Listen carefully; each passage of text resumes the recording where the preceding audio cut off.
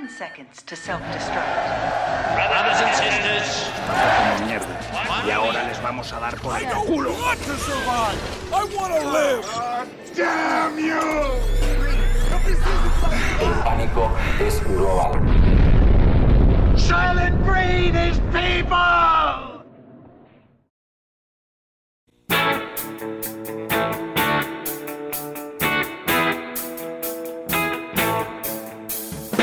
Saudações aos sobreviventes! Bem-vindos mais uma vez a Um Dia Depois do Fim do Mundo, o único podcast em que a gente assiste filmes para descobrir o que vai acontecer com o futuro da humanidade. Eu sou a Ellen, mais uma vez aqui no meu bunker 002, mais uma vez com o nosso amigo Rafael. Olá, gente! Ô Rafa, Oi! deixa eu te pedir um conselho. É o seguinte, depois de assistir o filme de hoje, eu tô pensando seriamente em mudar meu cabelo. O que você acha? Olha, uma boa pedida. Mas você tem tesoura aí, tinta? Sim, não, tinta não. Eu não vou fazer o cabelo laranja não, que nem a mocinha do filme. Entendi. Eu queria fazer que nem o vilão do filme, que é colocar um negócio de plástico na metade do cabelo e deixar só a metade do cabelo assim pra um lado. Nossa! Eu achei muito chique. Lindo, lindo, lindo, lindo. Faz sim. Acho que é só pegar aquelas coleiras de cachorro, né, quando ele tá doente. Você coloca na cabeça e deixa um pedaço do cabelo, assim, na parte de fora, sabe? Eu acho que já fica perfeito. Até um abajur talvez funcione. Uma parte de um abajur, boa, Rafa. Eu tenho um Ótimo. abajur velho aqui, eu vou cortar ele e colocar aqui. E vai ser um novo estilo. Porque as pessoas não estão lançando moda durante a quarentena. Então... É o que eu vou fazer, entendeu? Não, e como esse filme é do futuro, quer dizer que você teve a ideia. Você é a origem desse corte de cabelo. Nossa, Rafa, explodiu minha cabeça agora. Gente, dark. Completamente. Mas sabe quem mais vai falar sobre o filme de hoje? É a nossa convidada, Sim. muito especial, e eu vou pedir para ela se apresentar. Por favor, convidada, se apresente pra gente. Oi, gente, meu nome é Mariana. O Rafa e a Ellen me convidaram pra estar aqui e a gente tá tentando organizar isso há algum tempo. Mas eu confesso que eu não tenho um bunker com conexão à internet, eu tava meio perdida aí, meio andarilha pelo mundo. Então, até a gente conseguir organizar isso demorou um tempinho, mas agora a gente tá gravando. A Mariana... A gente resgatou mais essa sobrevivente aí. E assim, a gente, em números, eu acho que a gente vai conseguir sobreviver, né, Rafa? Sim, com certeza. Não, e a Mariana foi uma das minhas colegas de sala do ensino médio. Então aqui a gente tá tendo no podcast praticamente um reencontro, assim, do terceiro B, né? Gente, é a segunda pessoa, tá, do ensino médio. Eu acho que eu já tô convidando aqui todo mundo, tá bom? Do meu ensino médio. Se quiser aparecer aqui no podcast, manda uma mensagem pra mim, que a gente faz um episódio junto, tá? Pra sala inteira ser contemplada. E aí, Rafa, qual vai ser então o filme de hoje? Então, o filme dessa semana é O Quinto Elemento, filme de 1997, dirigido pelo Luc Besson. Sim, o mesmo que transformou a Scarlett Johansson em um pendrive e conta a história do taxista duro de matar, pegaram o trocadilho aí, Corbin Dallas, que recebe uma passageira estranha, assim, direto dos céus, a Lilo, também conhecida como o Quinto Elemento, e que está na Terra para impedir que o mal destrua o planeta. Mas para isso, a Lilo vai ter que recuperar as 4 pedras elementares: ar, fogo, água e terra, que estão perdidas e também estão sendo caçadas pelo magnata vilão aqui do filme, Winston Churchill. Na verdade é Mr. Zog. E eu já quero começar aqui perguntando pra Mariana por que você escolheu esse filme, o que você mais gosta nele? Então, assim, eu acho que todo mundo, eu fiquei sabendo que todo mundo na quarentena tá com uma vibe meio nostálgica. Já que as coisas de hoje em dia não tão dando muito certo, a gente tenta buscar as coisas do nosso passado pra ver se alguma coisa dá um ânimo de vida na gente, né? E assim, eu tô exatamente nessa vibe. Eu tô reassistindo os filmes antigos que eu gostava, eu tô rejogando os jogos do Nintendo, tudo isso. E o Quinto Elemento é um filme que eu lembrava de ter assistido, tem cenas que estavam bem assim, bem fortes na minha cabeça. Só que eu não lembrava da história, não lembrava de nada. E quando eu vou assistir um filme, eu gosto de, não saber de nada dele. Eu falei, talvez seja uma coisa bacana de reassistir. E quando vocês me convidaram e eu vi que ele tava na lista de filmes que trabalhavam com apocalipse e tudo mais, eu falei, é isso, é esse agora, vamos rever por que ele me marcou tanto na infância. Eu tenho a impressão que eu assisti ele na sessão da tarde, Mas assim, com algumas cenas que eu vi agora reassistindo, eu não sei se passou na sessão da tarde, cortando algumas coisas, ou se eu vi em algum outro lugar. Mas aí Eu tive essa impressão também, viu, Mariana? Que passou na sessão da tarde. Deve então, ter talvez... Deve ter sido isso mesmo. Mas aí eu achei bacana de reassistir esse filme, porque era um que eu sabia que no fundo da minha cabeça estava assim, você já assistiu esse filme, você já assistiu esse filme. E tinha algumas cenas bem específicas dele que estavam na minha cabeça. Não, assim, visualmente esse filme é já inesquecível, assim, né? Nossa, é um mundo tão estranho, mas tão bonito, colorido. Ai, é loucura esse filme, assim. É a minha primeira vez assistindo ele, então eu não sabia nada. E minha primeira impressão desse filme, antes de assistir, era que ele era, tipo, super cult, cabeça mesmo, um drama, sabe? Não, Nossa, Trash não pra mesmo. caramba. não, eu achava que fãs de Star Wars, tipo, nossa, eu odiava esse filme porque ele era uma coisa muito mais Blade Runner, assim, sabe? Só que não. É um filme muito divertido, bem cômico, e é mais parecido com Star Wars do que Blade Runner. Não sei o que vocês acham. Ele tem uns elementos de vários filmes de ficção científica, fantasia, Rafa, eu achei. Só que mais pra um lado trash, um lado assim Sim. não sei, pop dos anos 80, apesar dele ser do final dos anos 90. Tem uma cena, não sei se você lembra, tem uma cena que aparece o Bruce Willis lá. Então ele é um personagem de um especialista que se aposentou. Que é aquele clichê, né? Que é aquele cara durão, mas esse não, esse eu já me aposentei. Não, você precisa fazer um último trabalho. Então esse já é um clichê que acontece nesses filmes de ação. Sim. E ele, antes dele receber essa notícia que ele ia ter que fazer esse último trabalho, ele tá comendo comida chinesa ou comida asiática, eu acho, numa barraca, que no caso ali era um barco que parou na frente janela do dele, um barco apartamento voador. dele, digamos assim. É sensacional que tem esses drive-thru no céu e essas coisas assim, mas ele apareceu. Então, essa cena me lembrou o começo de Blade Runner, que é quando o protagonista também, ele tá fazendo exatamente isso. Ele tá comendo comida asiática numa barraquinha, tem um senhorzinho asiático servindo ele, e daí ele recebe a notícia de que ele tem que fazer um último trabalho, ele tem que voltar da aposentadoria. E eu achei... E tem outras coisas também, tipo um romance com essa mulher, assim, linda, tal, que não é humana, né? E Sim. também tem no Blade Runner. Só que o Quinto Elemento é mais trashzeira, entendeu? Eu achei, tipo... E ele tem elementos, por exemplo, o padre ali, aquele monge, deixa eu só lembrar o nome dele, Cornelius. O Cornelius, ele é um Jedi, então não é? Sim, verdade. Eu achei ele muito Jedi. Aliás, eu até anotei quais são as figuras religiosas que tinham ali quando ele levanta e quer dar opinião pro presidente da galáxia. O que ele é? Ele é um presidente. Acho que só ali, fala né? presidente mesmo. Não sei se chegam a mencionar do quê. Do que ele é. Ele é um presidente, e o Cornelius, que é essa figura religiosa, que parece um Jedi, ele levanta a mão e fala, eu vou dar opinião. E daí, atrás dele, tem outros religiosos. Tem ali um rabino, um bispo roxo, eu acho, e o Jedi, que eu acho que são as religiões do futuro. Entendeu? Na opinião do filme. Não sou eu que tô dizendo, tá, gente? Na opinião do Quinto Elemento. E eles têm outras coisas que me lembraram outros filmes, tipo, o vilão, ele esconde um bichinho, porque tem vários bichos, monstrinhos e tal, sim. que me lembrou os Flintstones, o filme dos Flintstones, que eu acho que é dos anos 2000.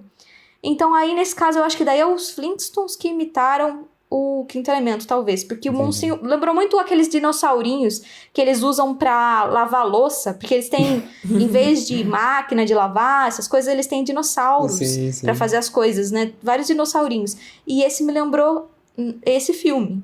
E o presidente, os outros políticos ali, me lembraram Star Trek. A roupa deles, eles estão numa nave, assim, o estilo da nave. Eu acho que esse filme é uma misturança de vários filmes de ficção científica fantasia. Eu acho que eu vou um pouco além disso, assim, ainda nessa questão de ficção científica. Na hora que eu vi os alienígenas, os primeiros logo lá no Egito, tanto depois os outros, acho que é Mangalore, um negócio assim, me lembrou na hora de Doctor Who. Não sei se vocês conhecem, mas é exatamente o estilo trash de alienígena de Doctor Who. É exatamente. Mas eu acho que eu vou um pouquinho além no que eu falo no seguinte sentido de que, tipo... Esse filme, ele é uma mistureba, mas é uma mistureba tão grande que eu acho que dá pra gente perceber isso tanto nessas referências que você comentou da ficção científica, mas assim, os próprios gêneros que ele traz um pouco de ação, traz um pouco dessa questão de ficção científica, tem um romancezinho ali no meio que eu não sei se convence muito bem ainda hoje em dia, mas depois a gente discute isso. Mas até mesmo na trilha sonora. Não sei se vocês perceberam, mas tipo... Assim, é que eu esses tempos agora, na quarentena, tô assistindo muito um canal que chama Sideways, que comenta sobre questões de trilha sonora. E aí, Eu amo esse é canal. maravilhoso, é maravilhoso.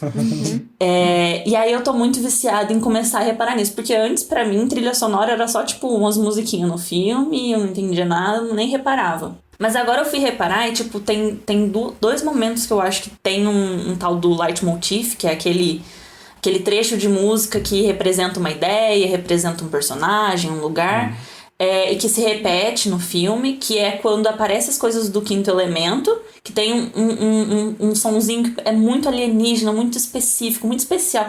Tem aquele tom de uma coisa meio... diferente, sabe? Que tem aquele tom místico, digamos assim.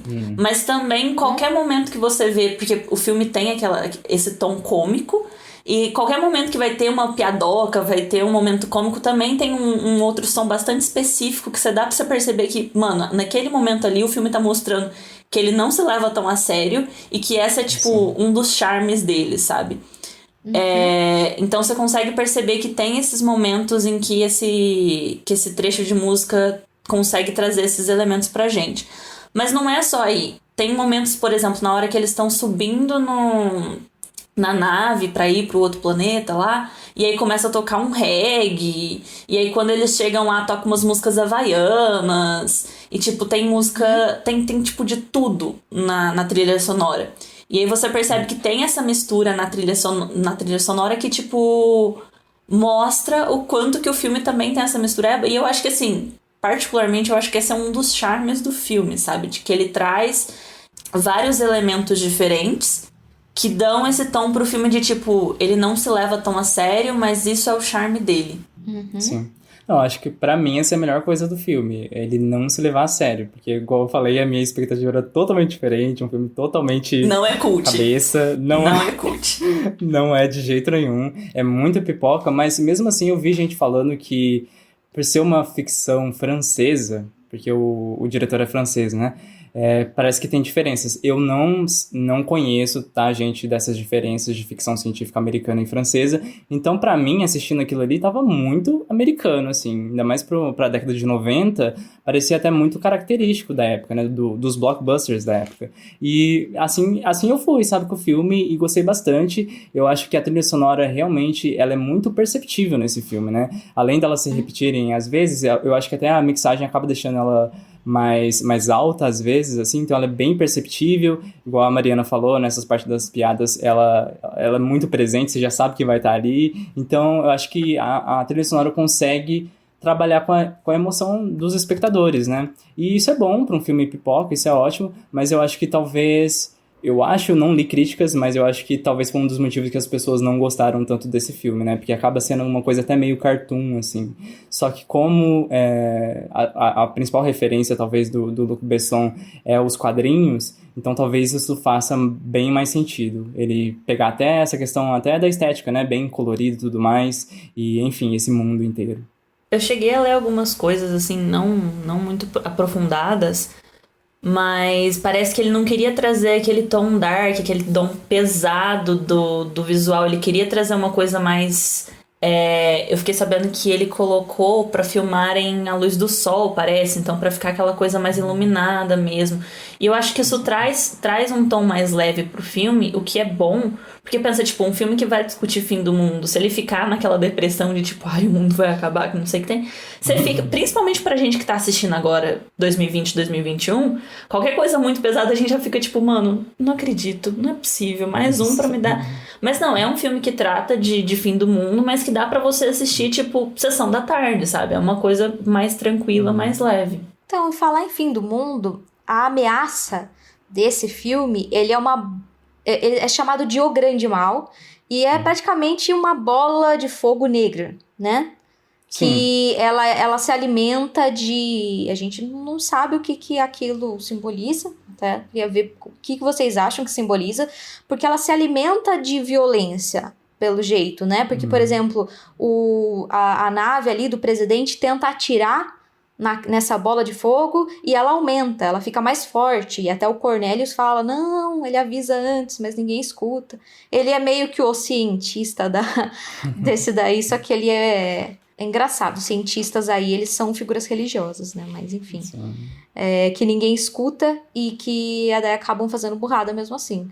Eu não sei o que eles queriam representar com esse grande mal, ou se é uma coisa realmente genérica. Fala assim, é um grande mal. Aí a gente tem o segundo vilão, que eu adorei o cabelo dele, que é o Zorg, né? Que é o Gary Oldman. Que tá muito sensacional. Sim. Eu adoro as cenas dele. Mas enfim, o que vocês acham que... Ele eu entendo o que ele representa, porque assim, tudo pra ele é na questão do dinheiro. Sim. Certo? E então o cara chega lá e fala pra ele, acho que a gente vai ter que colocar 500 mil, não sei aonde. Ele fala, coloca 1 milhão.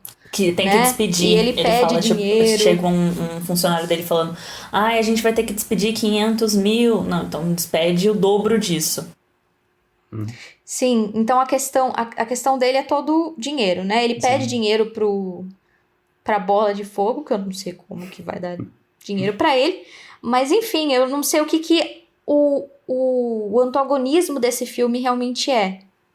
O que vocês entendem por isso? Então, assistindo o filme, tipo, quando você percebe que as coisas começam a ir pra frente, já tá na metade do filme pra frente. Então, tipo, eu acho que ele talvez se dividisse o filme, conseguisse desenvolver melhor, talvez a gente entendesse, a gente pudesse ser mais específico no que é esse grande mal, sabe?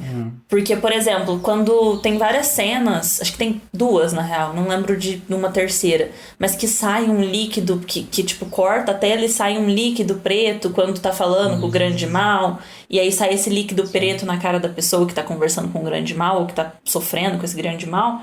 E a gente não sabe o que é esse líquido preto. Será que, tipo, o grande mal tá, sei lá, pondo um sangue esquisito nele, tá estourando, sabe? Eu achei que tinha cortado a testa dele, mas eu falei, não tem corte. Não tem nada, tipo, não tem essa explicação, sabe? Então eu acho que talvez tanto essa questão específica desse líquido preto, que até agora eu não sei o que é, tanto quanto o próprio grande mal, são coisas que não são desenvolvidas justamente porque tem tanta coisa acontecendo que aí fica essa coisa meio vaga, sabe? Eu acho que talvez dá pra fazer uma leitura meio que... a gente só fala de religião aqui, né? Mas eu vou falar de novo uma leitura bíblica disso, sabe? A Lilo é a Deus, o mal tá vindo, precisa desses elementos pra salvar. Eu acredito que a obra provavelmente se inspirou aí nesse livro mais famoso, talvez da literatura, e que continua até hoje, né? Alimentando toda essa questão tanto da literatura quanto do cinema, né, tanto os roteiros de cinema, nessa questão da dualidade, né, porque na verdade a Bíblia traz isso, né, o mal é o mal e o bem é o bem, esse maniqueísmo, e isso afeta a nossa literatura e, enfim, todos os nossos textos até hoje, né, então eu acho que assim, pra mim é meio óbvio que ele tá tentando ser meio uma espécie de releitura da Bíblia, sabe? Releitura bíblica, não sei. Eu, pelo menos, vejo dessa maneira. Mas, enfim, não sei. E, gente, deve ser uma coisa assim mesmo, porque o 5º elemento é o amor. Sim. O 5º elemento é o amor, gente do céu. E sabe o que me lembrou isso? Vocês são mais novinhos que eu, então vocês não vão lembrar. Mas nos anos 90, mas talvez vocês tenham assistido, porque deve ter passado depois. Nos anos 90 tinha um desenho.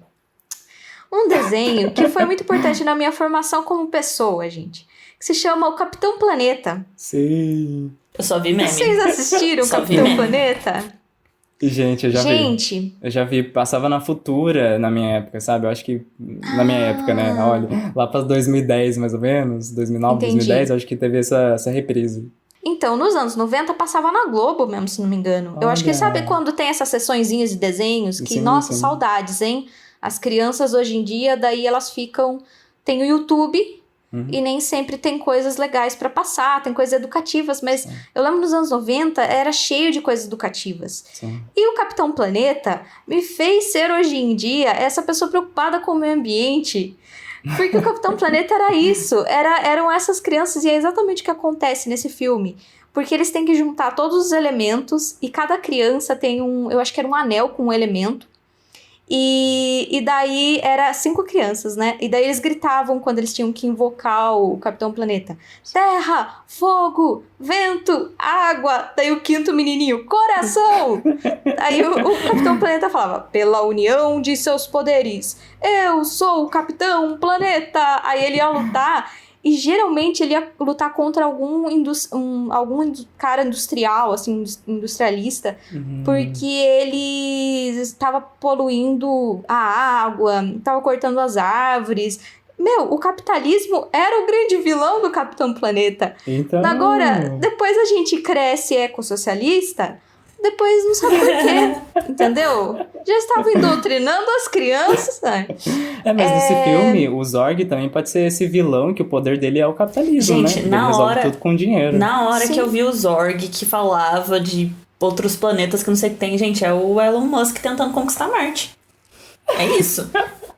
É verdade. é isso. É verdade. A gente tirou agora, gente, qual é o significado do filme. É isso aí. Seria legal, né? Talvez se tudo a ver. pegasse mais essa questão ambiental, eu adoraria. Principalmente um filme da década de 90. Mas a proposta dele, eu acho que é ser isso, né? Passar aquela mensagem do Capitão Planeta também, que o amor é importante, né? Assim, é uma mensagem meio batida, mas necessária também, talvez. Talvez na época não fosse tão batida assim, né? Então, Não também, sei, né? eu nasci no ano seguinte, então eu realmente não peguei essa época. Eu também não sei nada. Mas eu acho que esse filme, ele discute outras coisas também, né? Que pra época talvez era meio tabu, assim, né? Eu acho que o próprio personagem do Chris Tucker, né? Que é aquele radialista, meio a pessoa que inventou o podcast, né? Basicamente. Que ele faz Só uma que inventou transmissão. podcast. Eu acho Grande muito... precursor. Eu acho muito interessante o personagem dele, porque pelo menos o filme apresenta isso, né? Ele como um personagem hétero, mas mesmo assim afeminado.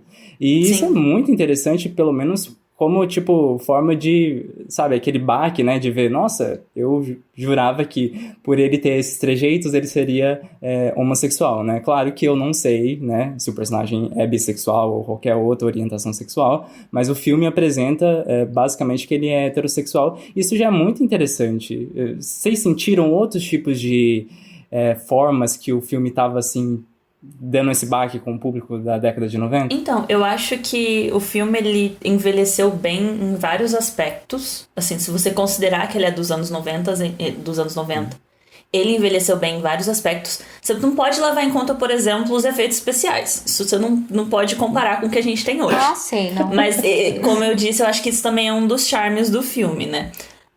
Mas nesses pontos mais específicos, assim, mais... Eu diria, tipo, coisas que hoje em dia são importantes na mídia, digamos assim. Você já vê naquela época. Então, por exemplo, o nome do radialista é Ruby Road. Eu olhei aqui. E aí ele tem esse trejeito meio queer. Ele tem uma masculinidade talvez diferente, talvez pendendo mais pro feminino, mesmo que ele seja talvez hétero. Para além disso, por exemplo, o fato do presidente ser negro, do fato da gente ter vários personagens negros no filme... Quando aqueles alienígenas esquisitões lá, os vilões, chegam pro Zorg e ele fala assim, não, mostra a sua forma verdadeira, você tem que se aceitar do jeito que você é lindo do jeito que você é. E aí ele, tipo, ele tava, o alienígena tava com uma máscara, tipo, ele tava se transformando em humano, ele tava parecendo um humano, a cara dele, e aí ele volta pra aquele alienígena feio, esquisito. Mas, tipo, essa mensagem de aceitação do corpo... Coisas que hoje em dia são importantes na mídia, naquela época já tinha algumas questões. E foram colocadas de forma natural, sabe? Eu acho que as problemáticas do filme, que não envelheceram tão bem, são muito mais sutis. sabe? Então eu acho que a gente talvez não perceba à primeira vista. Então, por exemplo, o que eu lembrava do filme não eram essas problemáticas, o que eu lembrava era o visual, o que eu lembrava, até porque eu assisti enquanto criança. Mas aí assistindo hoje em dia eu já fiquei tipo, isso aqui me incomodou um pouco. Aí eu fui procurar, pesquisar um pouco sobre isso. É por isso que isso aqui me incomodou, isso aqui não fez tanto sentido. Isso aqui talvez se fosse dirigido por uma mulher hoje em dia seria diferente. Então, por exemplo, uma coisa que eu acho que não envelheceu tão bem assim é que, tipo, até a Lilo aparecer, a gente não tinha nenhuma personagem mulher. Depois que a Lilo apareceu, a gente teve a Pavlov, como é que é o nome dela? Eu acho que é Diva. Diva Pavlaguna. Pavlaguna, isso. Tem ela e tem, sei lá, a mãe do Corbin, que só aparece por telefone.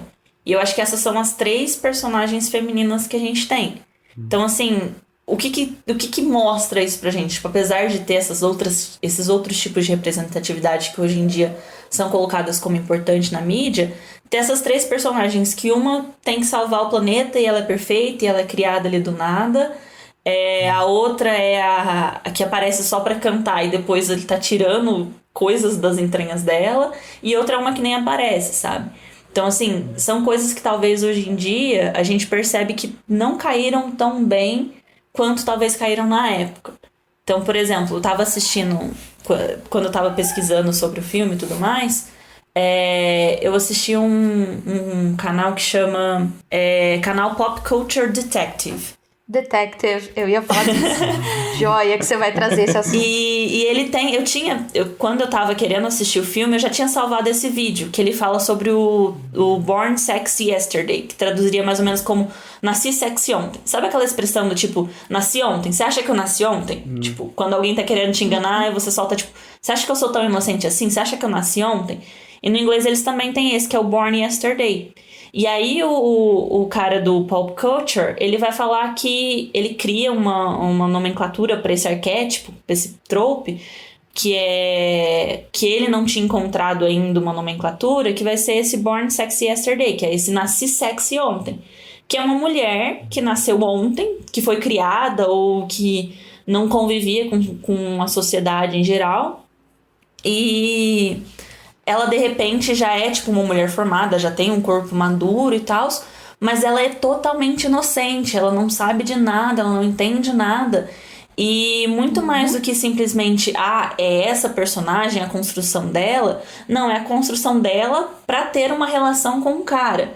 Então, enquanto ela é aquela personagem que não sabe de nada, que não tem noção das coisas, que, por exemplo, não sabe qual que é o impacto dela se despir e trocar de roupa na frente das pessoas, e isso permite que o diretor coloque ela trocando de roupa ou ela sem roupa em muitos momentos do filme.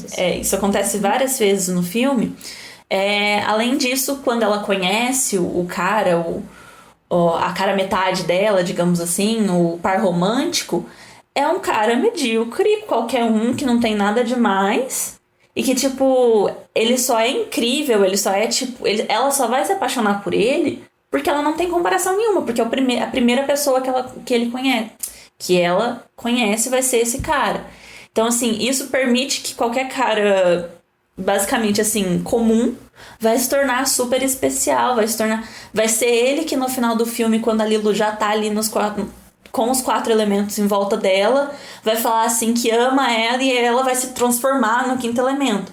Sendo que durante todo o filme é ela falando, nossa, todo mundo falando sobre ela. Nossa, como ela é perfeita, ela é incrível, ela é o 5º elemento. Mas ela só vai se tornar o 5º elemento quando o Corbin fala pra ela que ama ela, sabe? Quando ela encontra esse amor. E aí você fica assim, não, gente, mas tá falando o tempo todo que ela é fodona. Tá falando o tempo todo que ela... Sim. O ser humano perfeito, que não sei o que tem, que não é nem humana, que não sei o que tem. E aí agora quem vai salvar o mundo é ele. E aí você fica tipo, não acredito.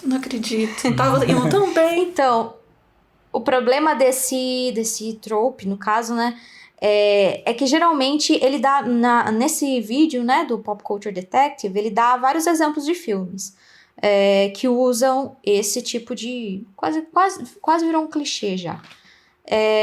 Então tem, por exemplo, o Tron Legacy, tem o Splash, que é aquele da sereia. Então essa essa mulher que ela nasceu ontem, ela pode ser um ser sobrenatural, ela pode ser um programa de computador, ela pode ser um androide, ou ela pode não ter vivido na civilização até então e não conhecer as regras da sociedade. De alguma maneira, ela é muito, muito inocente. Então, geralmente, antes de conhecer ela, ele é um cara que ele tá desiludido com as mulheres que ele conhece. Ele quer... E o Bruce Willis, nesse filme, ele segue exatamente esse caminho, porque ele fala antes... eu quero... Eu até tinha notado que ele fala... Eu quero a mulher perfeita. Sim, ele comenta sobre essa questão da perfeição. Ele queria a mulher perfeita. Então, as mulheres que ele conhece ali, elas não são perfeitas o suficiente pra ele, entendeu? E aí... Depois vai seguindo esse caminho desse tipo de história.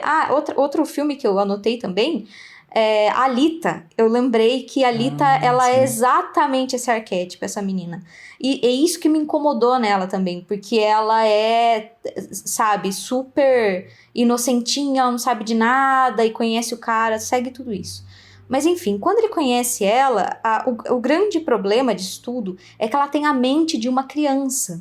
Então tem essa infantilização da figura feminina e essa busca por pureza também. Tem muito a ver com virgindade, tem muito a ver com pureza e do homem ter a superioridade intelectual. A dinâmica do professor-aluna, né?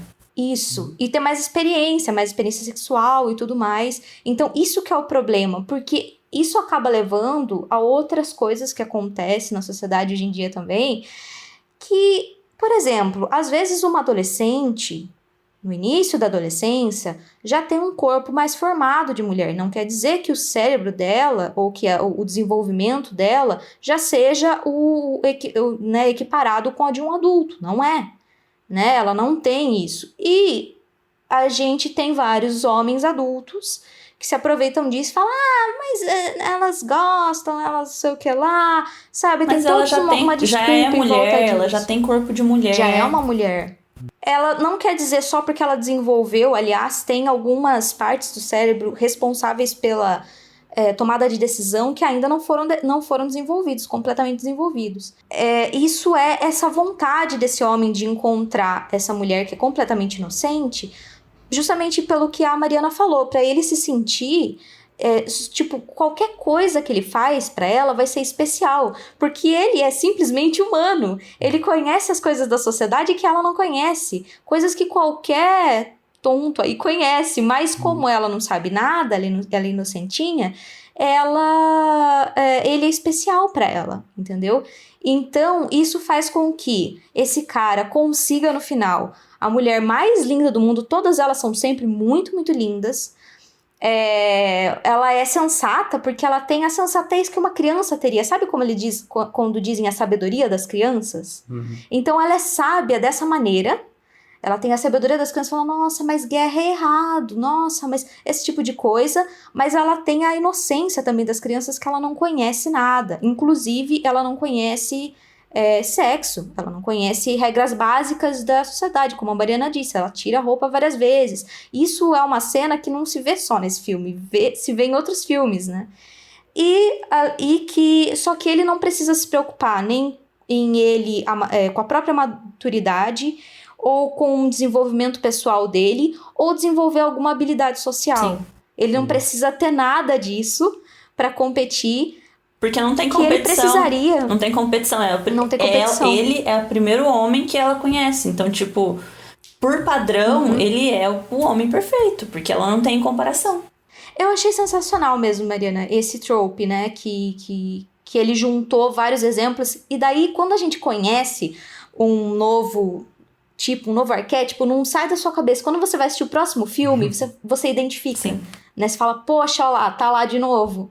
Como esses escritores, diretores, geralmente homens, sempre homens, usam isso de novo e de novo. Não, e eu acho que no caso da Lilo tem um agravante que, assim, é absurdo e que, tipo, é tratado de forma tão banalizada no filme, talvez, mas o fato de que, por exemplo, a Lilo não fala a nossa língua. A Lilo não fala. Sim. Então, tipo, ela é o suprassumo, digamos assim, do arquétipo de nasci sexy ontem, Porque além dela ter essa inocência, além dela ser tipo uma mulher adulta, formada na questão do corpo, mas ser assim, alguém que não tem experiência nenhuma, que não vai poder julgar o Corbin, não vai poder falar, olha, você é um bosta.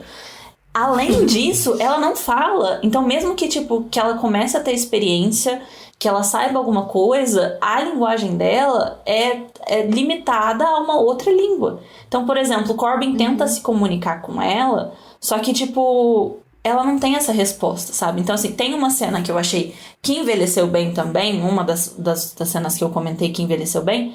Essa outra cena é aquela em que eles estão, que o Corbin leva ela pro padre, e aí o padre tá indo lá no fundo arrumar uma roupa decente pra ele e tal, se preparar pra encontrar o quinto elemento, que é o motivo a missão dele, né? E enquanto isso tá só o Corbin e a Lilo tá apagada. E nisso ele vai pra dar um beijo na Lilo e a Lilo fala alguma coisa. A gente não entende ali na hora. E aí a gente fica tipo assim, e aí a Lilo, na hora que ela fala isso, ela pega a arma do Corbin e aponta pra ele. Então ali você vê que ela é tipo foda, sabe? Ela tem, mano, ela é bad boy, mas bad girl no caso, né? Ela é badass. E aí, quando ela fala isso, depois o Corbin pergunta pro padre e ele pergunta o que ela tinha falado, ele repete a palavra que eu não vou saber qual que é, mas ele repete e o padre fala que é não sem o meu consentimento, ou algo nessa linha. Então você percebe isso é um ponto positivo, que tem né? alguma discussão nesse sentido, que tem, olha, só se eu deixar, sabe? Só com a minha permissão. Mas ao mesmo tempo, pensar que essa permissão, do quanto que vale essa permissão? E se ela não tivesse apontado essa arma pra ele? Porque ela não fala a nossa língua, sabe? Ele não entender que ela não tá dando consentimento. Exato. Isso daí dela não falar a língua, eu acho que vem de um outro ponto também, que é falado no próprio vídeo, que esse arquétipo veio, né, começou a ser usado bastante em ficção científica, mas ele veio da ideia e das histórias do homem branco conhecendo mulheres indígenas. E ela é também considerada pura, porque ela vive em meio à natureza, em contato com a natureza, ela é diferente das mulheres da sociedade de onde ele veio, das mulheres brancas, e ela não fala a língua dele. Então, por causa disso, dá a impressão que ela é tonta. Mas não, ela só tá falando uma língua diferente. E ele acha que a língua dele é superior. Sim, e não só a questão de língua, mas também de trejeitos sociais, de questões sociais, do tipo, para alguns indígenas é natural você andar sem roupa, por exemplo. Aí pra um homem branco europeu vai ficar tipo, nossa, mas como assim? Estão se mostrando, isso é bárbaro. E ele vai lá, obviamente, aproveitar. Mas essa questão não só da linguagem, mas dessa questão dos trejeitos sociais que são diferentes também. Então, coisas que não são consideradas normais para uma sociedade europeia, numa sociedade indígena talvez seja. Então, são questões que trazem esses choques, só que não são choques que estão colocados ali para você discutir o choque em si ou para você conhecer, mas ser uma possibilidade da mulher trocar de roupa na frente das câmeras para ter um nude ali, para ter um motivo para ter um nude ali, para ter uma cena dessa. E o que é injustificável é porque, pelo menos se a gente tivesse uma nudez masculina também, né? Pelo menos estaria equilibrado essa questão, né? Porque, por exemplo, a gente já fez um review aqui de Divino Amor, então se vocês não ouviram, vão assistir esse episódio, que tá muito legal também.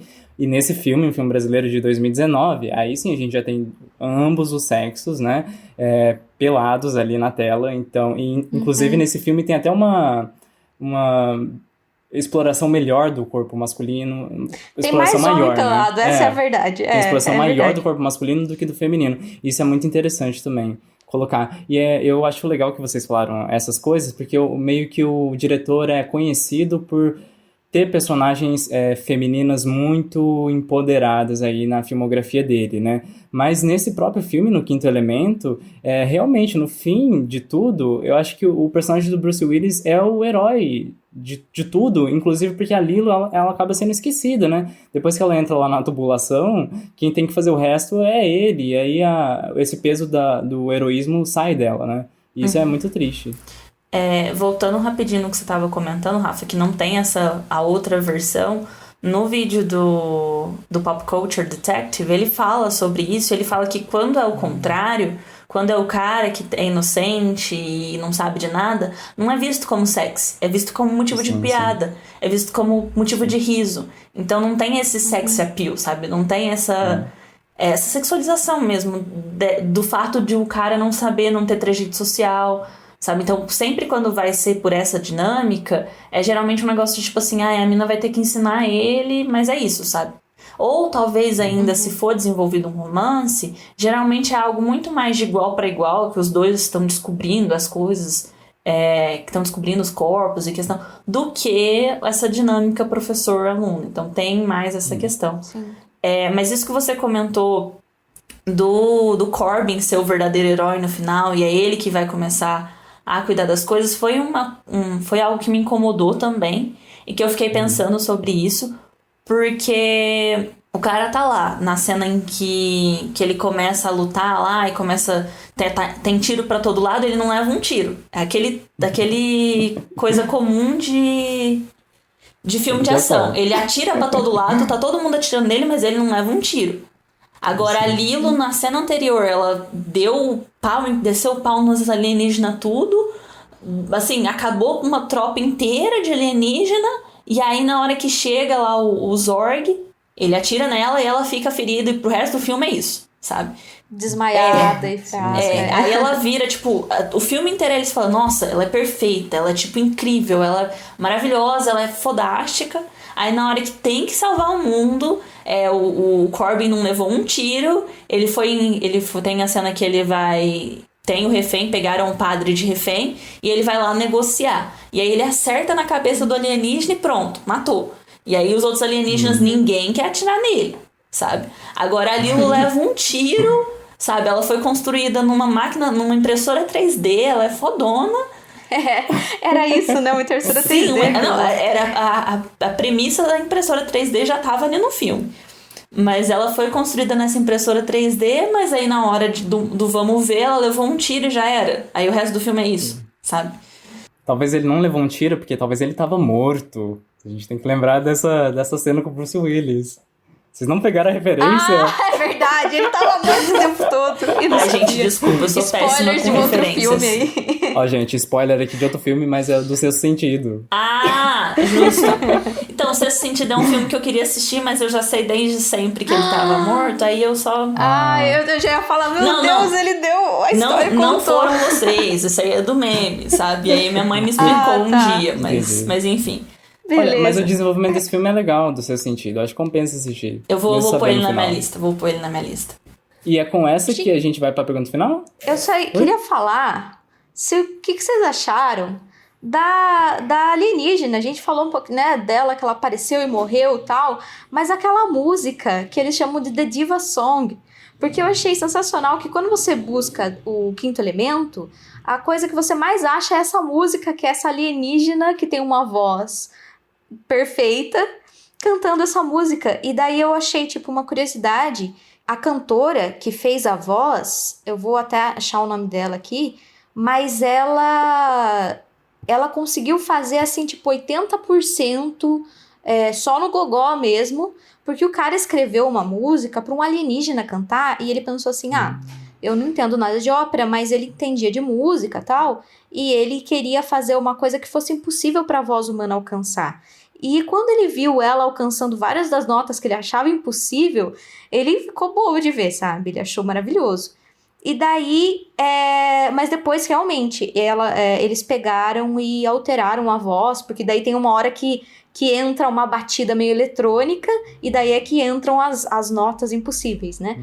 E daí, quando você vai procurar no YouTube, por exemplo, tem um monte de gente, um monte de cantores tentando cantar essa música, Sim. sabe? Tentando alcançar e fazer todas as variações e todas... Eu acho muito sensacional essa... Então, pelo que eu li disso, parece que ela conseguia alcançar as notas, mas não uma seguida da outra.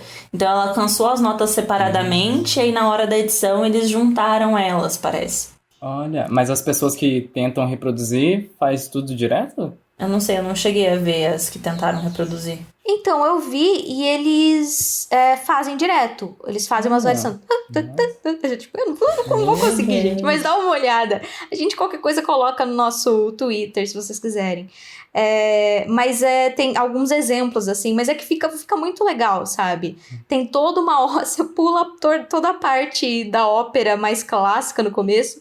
E vai pra parte que eles vão pra essa loucura, assim, pra você ver as variações, assim. É bem legal de ouvir, E que é assim. bem... Tem um pessoal realmente E que é bem o estilo do texto com a trilha... Não só com a trilha sonora, mas também com a trilha sonora de fazer essas várias misturas, né? Então você começa com uma ópera clássica, tanto que quando o radialista chega, ele fala, né? A gente tá aqui na reprodução, na imitação de um teatro antigo, que não sei o que, eles estão há 300 anos na nossa frente. Quem dirá que os teatros seriam da mesma forma, né? Então ele traz essa reprodução do teatro físico, mas ele também traz essa questão da ópera antiga e tudo mais, mas aí logo depois ele já mistura com umas músicas muito loucas, umas coisas muito diferentes, e isso é bem o estilo da trilha sonora do filme, de trazer essas várias misturas, mas que assim, por o filme não se levar tanto a sério, ele consegue combinar, sabe? Ele não quer tentar fazer um filme cult, simplesmente. Ele quer uma coisa mais mistureba, e essa mistureba tem esse charme.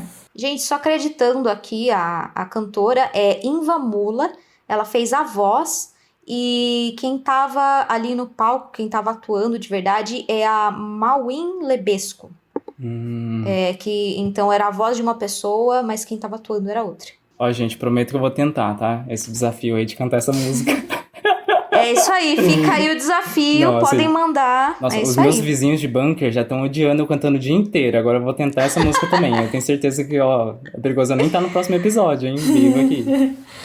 Mas vou tentar. Eu acho bacana que a Ellen trouxe essa questão dessa personagem em específico, pensando que são 3 personagens femininas, e a gente já comentou um pouco da Lilo, é que a Lilo funciona como o quinto elemento. Então, tipo, o importante dela é ela ser o quinto elemento, apesar de a gente já ter questionado o quanto que ela é realmente a heroína do filme. Mas a função da diva ali, além de cantar e de trazer essa coisa incrível da alienígena que alcança notas sobre-humanas, é que ela tá com as pedras dentro dela. Tipo, ela aparece ali pra mostrar isso, e é uma das cenas que eu acho que ficaram na minha cabeça quando eu era criança, que é aquela cena meio gore dele tirando as pedras de dentro dela. E que assim, e é mais um dos exemplos da mistureba do filme que ele traz, um outro gênero de filme ali, só naquela cena você já pega um outro gênero de filme. E que ela tá ali também pra funcionar assim, o corpo dela tá ali pra colocar e pra tirar as pedras, sabe? Pra trazer as pedras ali. Então, mais uma figura feminina das que tem no filme, das 3 que a gente pode realmente, assim, nomear no filme, tirando, sei lá, as figurantes que estão ali do lado, que tem realmente um nome e alguma importância pra narrativa, mas ela é isso, sabe? Ela tá ali pra trazer as pedras. É um plot twist bacana? Sabe? Eu confesso que eu fiquei chocada, eu fiquei tipo, não acredito que tá dentro dela. Mas ainda assim é só pra isso que ela tá ali, sabe? As duas são meio MacGuffins, né? Que é aquele elemento da história que ele serve só como objeto pra ser o objetivo que o herói corre atrás, né? Então, ele pode ser um objeto, pode ser uma pedra mágica, pode ser... Por exemplo, no Pulp Fiction, é aquela maleta que quando eles abrem sai aquela luz dourada, que, né, não se sabe o que é. Então pode ser uma maleta. E no caso são pessoas alienígenas ali, ela é um MacGuffin. E eu poderia colocar até a própria Lilo nessa categoria também, porque eles buscam ela, né, pra avançar a história. Então eu acho que ela também é um MacGuffin. Ela acaba sendo só uma Horcrux, né? Horcrux também são MacGuffins. Todas as Horcrux são MacGuffins, não. É isso aí. E eu acho que, assim, justamente pro filme não se levar a sério, essas coisas funcionam, sabe?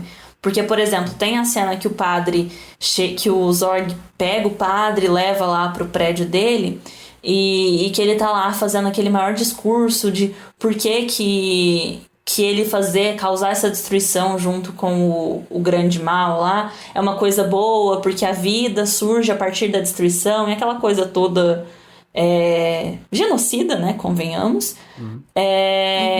Ele engasga com uma semente de cereja, eu acho. E aí isso é o tipo que funciona pra parar o discurso dele depois que ele acabou o discurso. É o que corta o discurso dele, e aí o padre vai lá e fala, olha, cadê a sua destruição agora? Cadê seu Deus, digamos assim, né? E aí o padre salva ele, tipo, dando um tapa nas costas, porque a porta, quando ele engoliu essa semente de cereja, ele bateu num botão, a porta trancou, ninguém pôde salvar ele, a não ser o padre que ele tava ameaçando. E aí, porque o padre salvou a vida dele, o Zorg não vai matar o padre. Só que, tipo, se ele não tivesse engasgado com uma semente de cereja, será que ele ia salvar o padre? Sabe? Então é um elemento de narrativa que tá ali só pra poder resolver um problema. O padre precisava falar com o Zorg pra ele ter esse discurso todo. É verdade. Só que como que ele ia sair dali, sabe? Não dava tempo de, sei lá, a Lilo ir salvar ele, transformar toda numa questão de resgate. Não dava. O que eles fizeram? O cara engasgou com uma semente de cereja pra poder o padre salvar ele, pra poder falar, não, tá, você me salvou, então eu não vou te matar.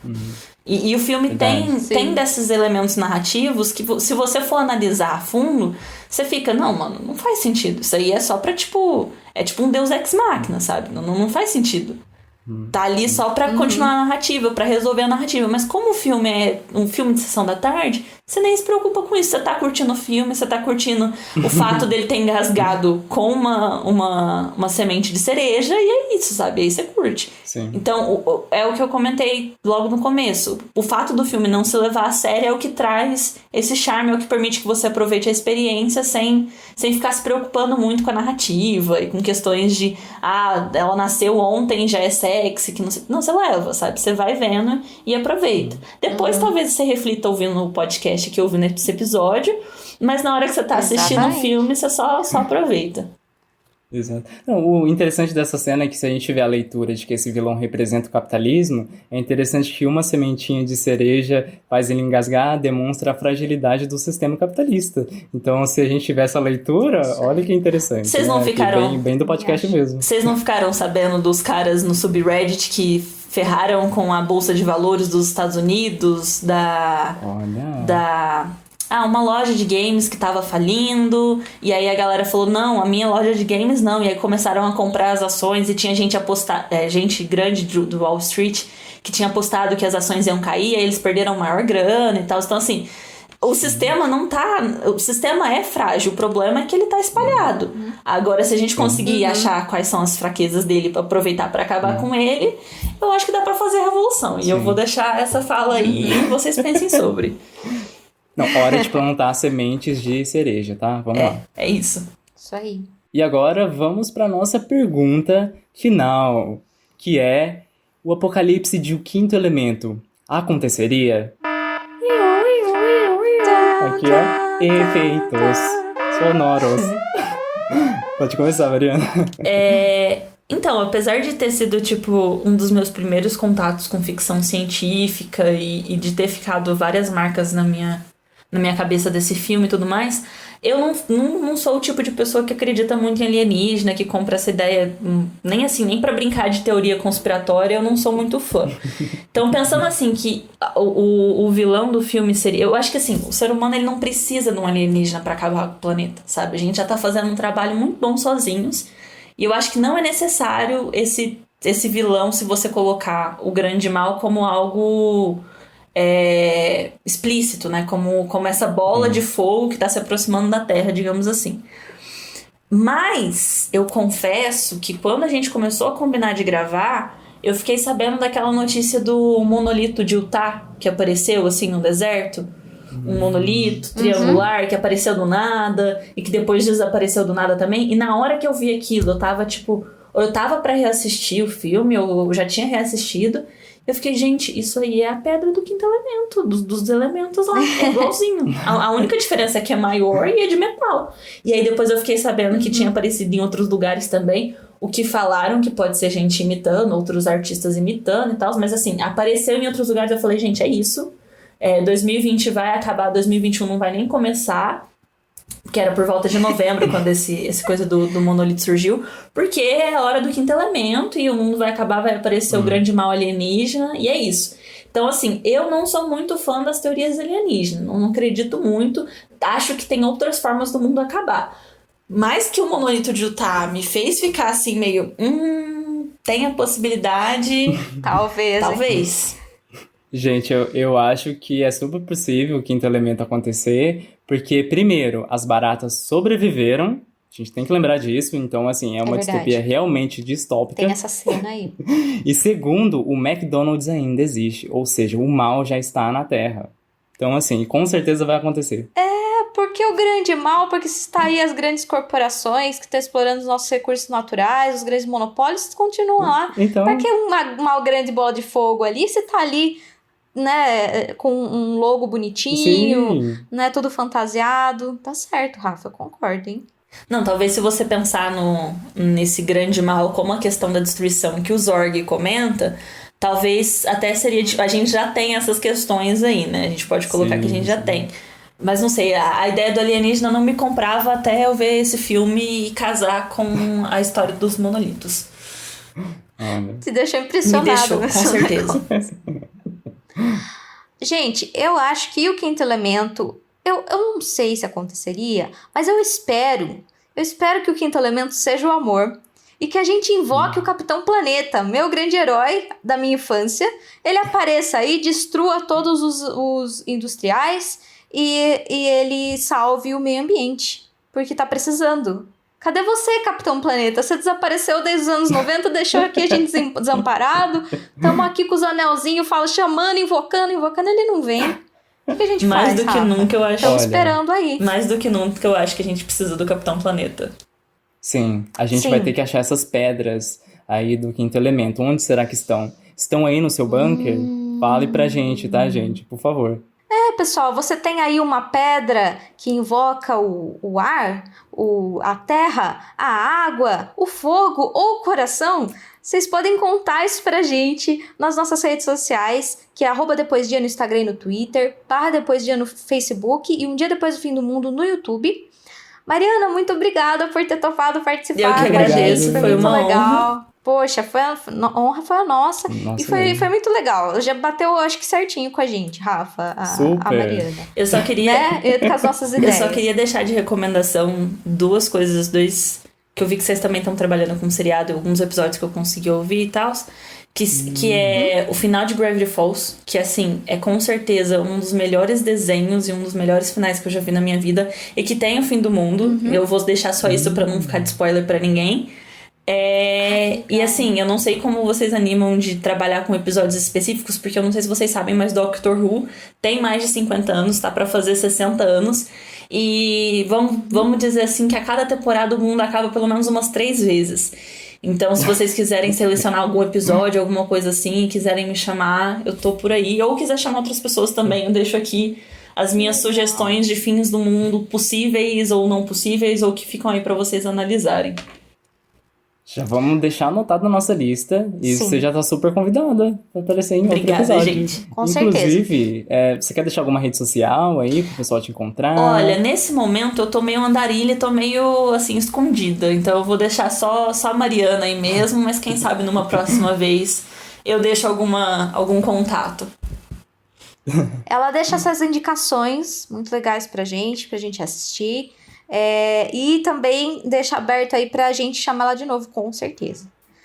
Gente, muito obrigada por ter escutado até hoje. Fica de olho aí em Pedras Poderosas e na aparição do Capitão Planeta. Ellen, Bunker 002, câmbio desligo. Gente, muito obrigado por escutarem até aqui. Eu quero muito agradecer a Mariana por ter aceitado o nosso convite maluco. E esperamos o fim do McDonald's para não acontecer o quinto elemento aí de novo. Rafael, Bunker 03, câmbio desligo. Mariana meio perdida por aí, sem saber pra onde vai, mas assistindo uns filmes muito loucos e agradecendo o convite. E é isso. Até mais.